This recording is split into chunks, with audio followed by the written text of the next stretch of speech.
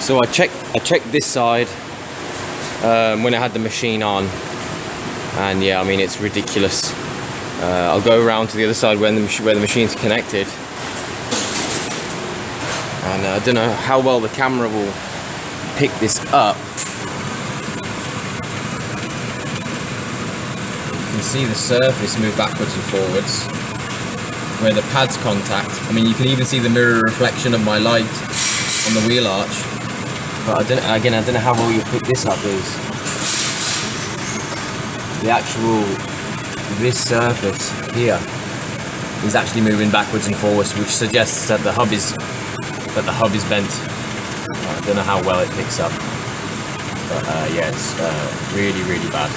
So unfortunately, it is both sides affected.